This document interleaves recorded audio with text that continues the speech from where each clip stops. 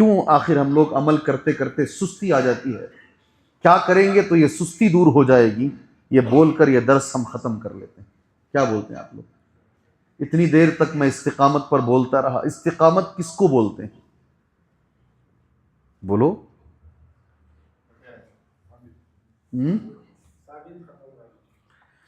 بارک اللہ فیکم۔ استقامت کس کو بولتے ہیں؟ کوئی بھی بول سکتے ہیں۔ استقامت کس کو بولتے ہیں؟ استقامت کا معنی کیا ہے؟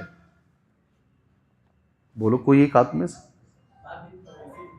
ثابت قدمی۔ بولو بیٹا۔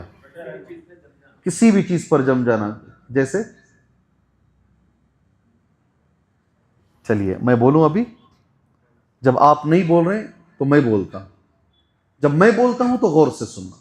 تو اس کا مطلب یہ ہے کہ ہمیں اس کی ضرورت ہے، یہ علم ہمارے پاس نہیں ہے، ہمیں غور سے سننا ہے۔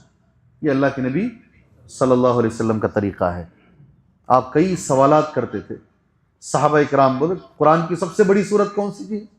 نبی نے پوچھا ایک بار، تو پہلا جواب یہ آیا اللہ و رسول عالم، اللہ اس کے رسول جانتے ہیں۔ بعد میں جواب دیا گیا کہ بھائی سب سے بڑی سورت سورہ اعظم سورہ سورہ فاتحہ، اور سوال آیت الکرسی کے بارے میں، اعظم و آیا، تو جواب دیا گیا آیت الکرسی۔ نبی نے کیا بہترین ان کی ہمت افزائی فرمائی معلوم؟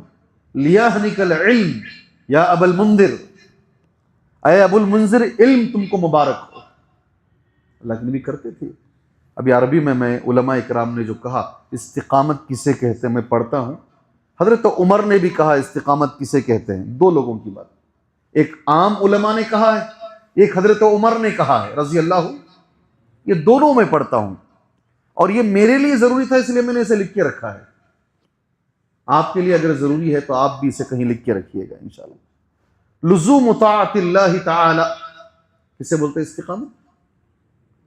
لزوم، بولو، لزوم طاعت اللہ تعالی۔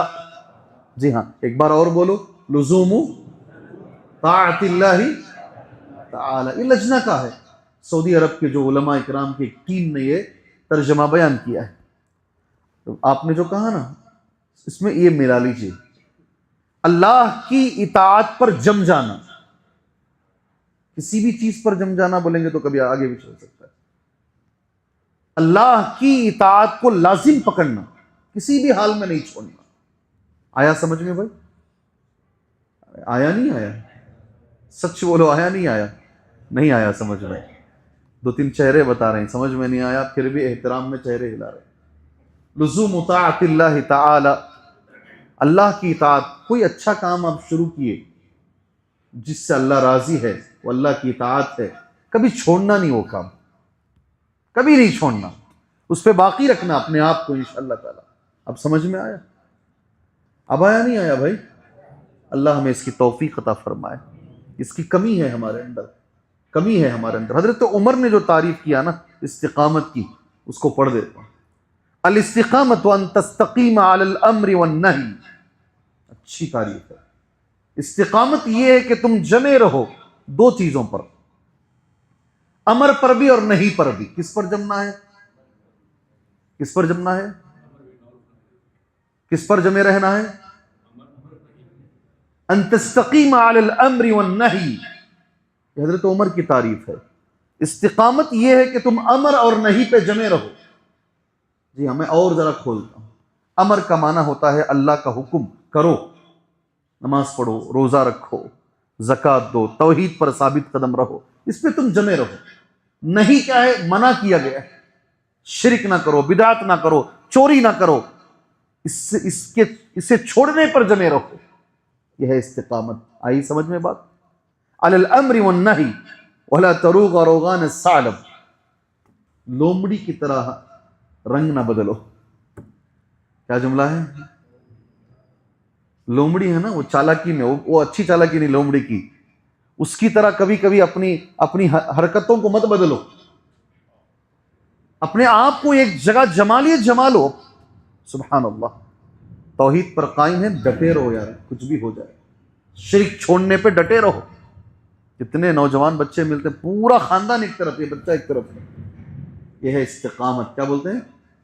استقامت. ایک پیر کو ایک اونٹ سے، دوسرے پیر کو دوسرے اونٹ سے، ایک اونٹ کو مشرق ایک اونٹ کو مغرب کی طرف بھگایا جا رہا ہے، ہاتھ میں نیزہ لے کر بیچ میں مارا جا رہا ہے، پھر بھی وہ عورت ڈٹی ہوئی ہے. کیا نام ہے ان کا؟ انہی کے نام سے یہ مسجد ہے، انہی کے نام سے یہ مسجد ہے. احد احد کے نعرے ہیں. سبحان اللہ. ڈٹے رہو. اللہ تعالیٰ مجھے اور آپ کو دین کے کاموں پر، نیکی کے کاموں پر اللہ استقامت عطا فرمائے. ہم سوچتے ہیں روزانہ انشاءاللہ قرآن پڑھیں گے. پڑھتے کیا؟ پڑھتے؟ بولو. ہر روز پڑھتے ہیں؟ ماشاءاللہ. کتنے لوگ پڑھتے ہیں؟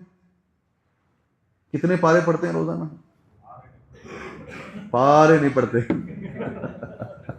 ماشاءاللہ ماشاءاللہ. کوئی بھی چیز شروع کرے تو ختم نہیں کرو. مثالیں بہت ساری ہیں. کچھ باتیں ہیں، 4 چیزیں میں نے نوٹ کی ہیں. وعلیکم السلام ورحمۃ اللہ وبرکاتہ. کہ وہ کر لیں گے تو انشاءاللہ اللہ تعالیٰ ہماری زندگی میں استقامت عطا کرے گا. انگلیوں پر گنا لیجئے. میں بھی کوشش کرتا ہوں، آپ بھی کوشش کیجئے انشاءاللہ. سب سے پہلی چیز، ہمیشہ اللہ سے دعا کیجئے، اللہ مجھے، میری نسل کو اللہ دین پر ثابت قدم رکھے. دعا نمبر 1 ہے. اللہ کے نبی بھی کرتے تھے صلی اللہ علیہ وسلم. مجھے اور آپ کو کرنا چاہیے. اس کو معمول بنا لیجئے. اطاعت، ہر نیکی پر اللہ مجھے اور ہماری نسلوں کو اللہ ثابت قدم رکھے، پہلے نمبر پر. دوسری چیز، اگر آپ انبیاء کے قصے پڑھیں گے، نبیوں کے قصے، اسلاف کے قصے، اس سے قرآن کہتا ہے دل مستقیم رہتا ہے، حالات کا مقابلہ کر سکتے ہیں یہ قصوں کی وجہ سے. قرآن کی آیت پڑھتا ہوں، وَكَذَلِكَ نَقُصُّ عَلَيْكَ مِنْ أَنْبَاءِ الرُّسُلِ مَا نُثَبِّتُ بِهِ فُؤَادَكَ. یہ نبیوں کے قصے اس لیے ہم نے قرآن میں بیان کیے ہیں تاکہ تم دین پر ثابت قدم رہو. یہ قصوں کا بڑا فائدہ ہے. سمجھے؟ معمولی نہیں ہے یہ واقعات، یہ جنگ کے واقعات، صحابہ کے قصے، انبیاء کے قصے. قرآن کہتا ہے ان قصوں کا فائدہ یہ ہے تمہارے دل مستقیم رہتے ہیں، کبھی آپ آگے پیچھے نہیں ہوگے انشاءاللہ تعالی. اور افسوس کی بات، صد افسوس کی بات، ہمارے طبقے میں، ہماری جماعت میں خاص طور سے جو صحیح واقعات ہیں بڑے کم بولے جاتے ہیں. پتہ نہیں ہے، آپ ایسا چہرہ مجھے دیکھ رہے ہیں کیا مولوی صاحب؟ بالکل. آپ مجھے بتاؤ امام بخاری رحمہ اللہ کے بارے میں آپ کیا جانتے ہو؟ مجھے بتاؤ. سب کو سائیڈ میں رکھ دو. امام بخاری کے بارے میں آپ کیا جانتے ہیں؟ مجھے بتاؤ. بولو. ان کے کتنے بھائی بہن ہیں؟ پوری مجلس میں ایک آدمی جواب دو. دوسروں کا سائیڈ میں رکھ دیتے ہیں. محدثین میں جن کو ہم امام مانتے ہیں، بغیر شاید کوئی جمعہ ان کی کسی حدیث کے بغیر گزرتا ہے، ان کے بارے میں آپ کیا جانتے ہیں؟ مجھے جواب چاہیے. پوری مجلس میں ایک آدمی کوئی بولے ان کے اتنے بھائی تھے، اتنے، خالی بھائی بہن بتا دو بس، مجھے کافی ہے. ہمارے پاس علم ان کے بارے میں، ہمارے اسلاف سے ہمارا کنیکشن ہے، ہم جانتے نہیں. امام احمد ابن حنبل کون معلوم ہے کسی کو؟ جی کتنے بھائی بہن تھے؟ یہ میرا کھلا سوال ہے. نہیں معلوم ہے. جبکہ قرآن یہ کہتا ہے آپ ان کے قصے پڑھو گے تمہاری زندگی میں استقامت آئے گی، حالات کا مقابلہ کرو گے آپ انشاءاللہ. کُلًّا نَقُصُّ عَلَيْكَ مِنْ أَنْبَاءِ الرُّسُلِ مَا نُثَبِّتُ بِهِ فُؤَادَكَ. 2 باتیں ہوئی. پہلی چیز دعا کرنا ہے، دوسری چیز ان کے واقعات کی ہمیں ضرورت ہے.